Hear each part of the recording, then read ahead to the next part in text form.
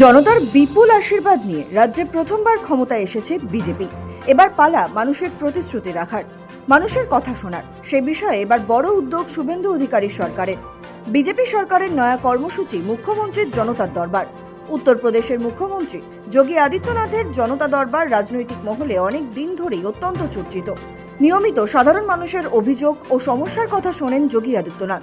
এবার সেই মডেলেই পশ্চিমবঙ্গে শুরু মুখ্যমন্ত্রী শুভেন্দু অধিকারীর জনতার দরবার। বিজেপি সরকারের দ্বিতীয় মন্ত্রিসভার বৈঠক সোমবার নবান্নে হাই ভোল্টেজ বৈঠকের আগে জনতার দরবারে শুভেন্দু অধিকারী। 1 জুন থেকে পুরোদমে কর্মসূচি শুরু হওয়ার কথা থাকলেও সোমবার সল্টলেক বিজেপি দফতরে জনতার দরবার কর্মসূচিতে অংশ নেন খোদ মুখ্যমন্ত্রী। মুখ্যমন্ত্রী পদে শপথ নেওয়ার পর থেকেই নানানভাবে তিনি বুঝিয়ে দিয়েছেন আম জনতার পাশে থাকাই তার প্রথম অগ্রাধিকার। তাই সাধারণ মানুষের কথা সমস্যা জানতে জনতার দরবার শুরু করলেন মুখ্যমন্ত্রী শুভেন্দু অধিকারী। সোমবার সকালে এই সল্টলেকের দলীয় কার্যালয়ে এই কর্মসূচির উদ্বোধন করলেন মুখ্যমন্ত্রী।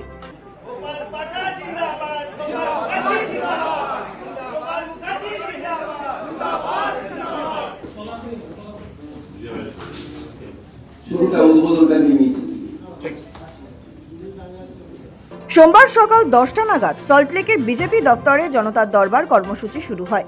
মুখ্যমন্ত্রী শুভেন্দু অধিকারীর সঙ্গে ছিলেন বিজেপি নেত্রী লকেট চট্টোপাধ্যায়। অভাব অভিযোগের কথা জানাতে মানুষের ভিড় বিজেপির কার্যালয়ের বাইরে। জানা গিয়েছে, জনতার দরবারে প্রথম দিনেই ভিড় জমান চাকরি প্রার্থীরা। কর্মসূচি শুরু হওয়ার কিছুক্ষণ পরই মুখ্যমন্ত্রী সাংবাদিকদের কক্ষ ছেড়ে বেরিয়ে যাওয়ার অনুরোধ জানান। কারণ তার কথায় সাধারণ মানুষ ক্যামেরার সামনে তাদের অস্বস্তির কথা জানাতে দ্বিধাবোধ করতে পারেন, তাই সাধারণের অসুবিধা হবে এমন পরিস্থিতি চাননি শুভেন্দু অধিকারী।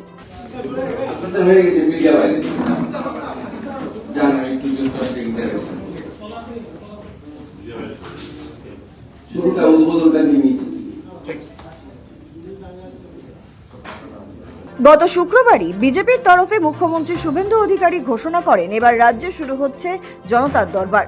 সপ্তাহে 1 দিন বা 2 দিন 2 ঘন্টা করে হবে এই জনতার দরবার। মুখ্যমন্ত্রীর সঙ্গে থাকবেন 1 বা 2 আধিকারিকও। সেই মতো সোমবার শুরু হয় জনতার দরবারের কার্যক্রম।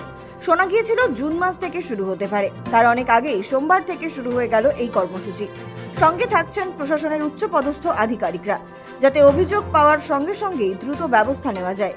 সরকারে যে দলই থাকুক না কেন, সাধারণ মানুষের একগুচ্ছ অভাব অভিযোগ থাকেই, কিন্তু প্রশাসনিক জটিলতা আর নিয়মের বেড়াজালে সেই সকল সমস্যা অনেক সময় মুখ্যমন্ত্রীর কান পর্যন্ত পৌঁছয় না।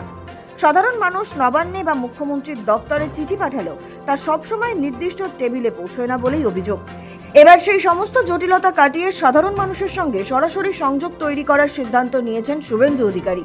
মুখ্যমন্ত্রী আগেই জানিয়েছেন, সুশাসন ও সুরক্ষার পথে এগোবে রাজ্য সরকার। পাশাপাশি ডাবল ইঞ্জিন সরকারের যে সমস্ত প্রকল্প রয়েছে তার মাধ্যমে রাজ্যের মানুষকে সুবিধা দেওয়া হবে। সাধারণ মানুষ যাতে তাদের সমস্যার কথা খোদ মুখ্যমন্ত্রীকে জানাতে পারেন, সেই উদ্দেশ্যেই এই জনতার দরবার।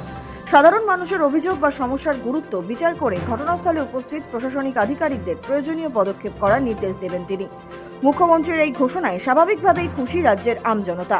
বর্তমানে উত্তরপ্রদেশ, মধ্যপ্রদেশ এবং ওড়িশার মতো বিজেপি শাসিত রাজ্যগুলিতে এই ধরনের জনতা দরবার মডেল সফলভাবে চালু রয়েছে।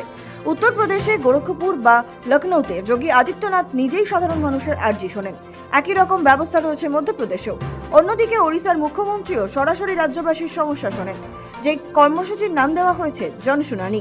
প্রশাসনিক জটিলতা কাটিয়ে দ্রুত সমস্যা সমাধানের জন্য এই মডেল কার্যকর বলেই দাবি করা হয়। এবার পশ্চিমবঙ্গেও সেই একই মডেল কার্যকর করল বাংলার নতুন সরকার। সৌভিক সান্যালের রিপোর্ট, সময়, কলকাতা।